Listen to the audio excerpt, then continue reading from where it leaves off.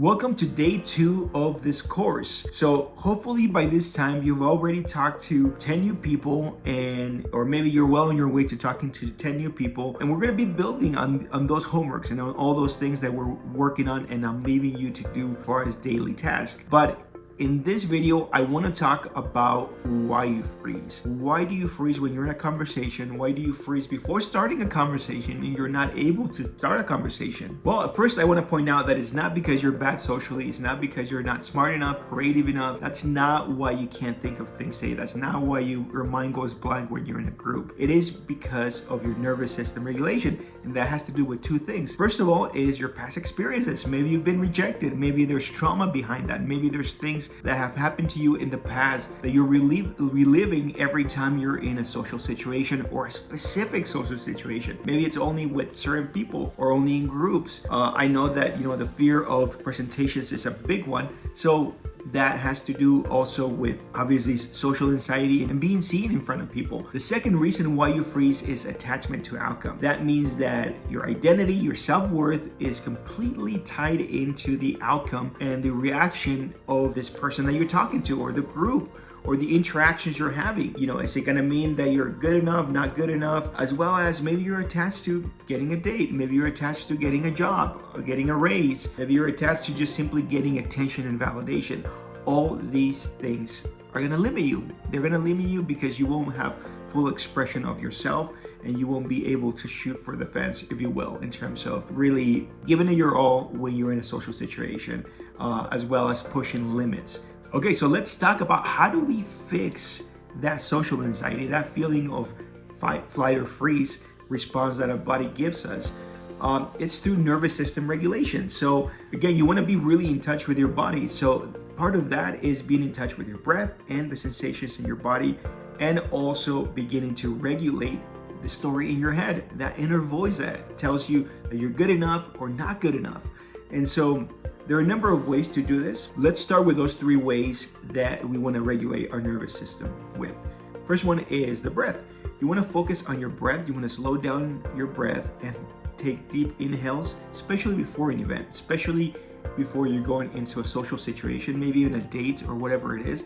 Take some time maybe in your car. Take some deep breaths in and out and be really, really aware of your breath as it goes in and as it goes out. So do that for a few minutes, maybe 5 minutes. I typically meditate for 20 minutes, but that's a whole other conversation. The other thing is you want to be aware of your body, whether it's, you're sitting there in the car before the event or before the date or before the interview for that job that you want, scanning your body all the way from your toes all the way to your head. And so you want to notice all the sensations that are happening in your body and just begin to regulate your nervous system that way, as well as when you're there. When you're there in person socializing, you want to be aware of your breath from time to time, be aware of your body from time to time, and it begins to regulate your nervous system. They say the best way to, not lose your mind is to come to your senses. So your senses in terms of your body, in terms of your breath, what you're hearing, what you're smelling, tasting, and all that sort of thing, it's gonna get you into the present moment. It's gonna get you into the present moment. Now, the other way is also through your mind, and regulating that story and that inner talk that you have in your head that's telling you all these potentially crazy negative things that may be coming from past experiences. So the body does keep the score. So your body will respond to things that have happened to you in the past currently, and bring it into your present situation. But also it will bring it in the sense of a story that wants to protect you, a story that's going to tell you they're going to reject you. These people think you're weird, or she thinks you're weird, or he thinks you're weird, or all these different things. So what you want to do really is when you're telling yourself, maybe I'm awkward, they're judging me, they think I'm weird and all that kind of stuff, you could say, I'm ultra confident. I'm really comfortable in my own skin and I love being myself in front of people. I love being myself in XYZ situation. Let's say it's at a job interview and I'm super professional, but I'm myself and they really love my energy, and they think I'm great. They love me and they love meeting me. Let's say you're at a social gathering, whatever the situation is. I'm jumping kind of all over the place in different situations, but whatever the situation is, you want to write down all your negative belief systems that you might have already.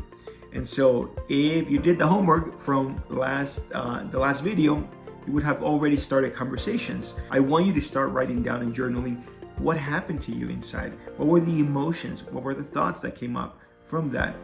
Because once you write it all down, you want to switch it into the positive. So this is the homework for today, which is write down all your negative beliefs that come up when you're in these social situations, when you're starting conversations, and then rewrite them into the positive. I'm awkward becomes I'm confident and comfortable. People don't want to talk to me. People love talking to me.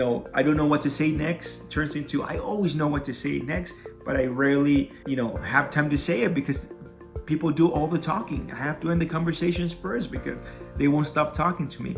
And turning all these different things into positive statements. So again, step 1, write out all the negative beliefs that are coming up and all the negative thoughts. Step 2, rewrite them into the positive.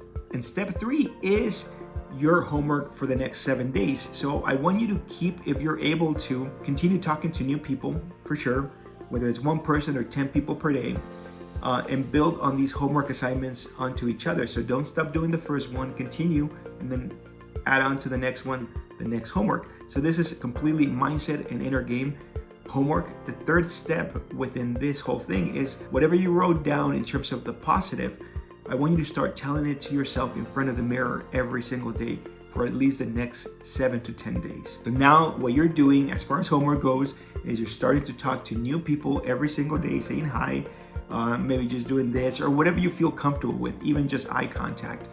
At least one person, but if preferably 10 people, and starting to tell yourself this new story in front of the mirror.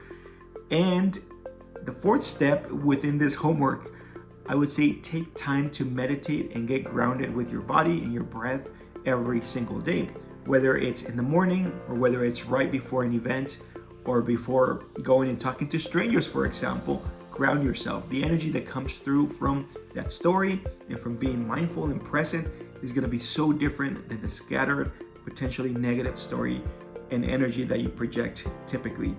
Potentially. But just remember this, that confidence and success is not happening in the moment or in the event or in the date or in the interview. It happens before. In fact, your energy gets there before you even get there yourself. So think about it that way. So try that. Let me know what you're thinking. If you have any questions, email me and I'm happy to support.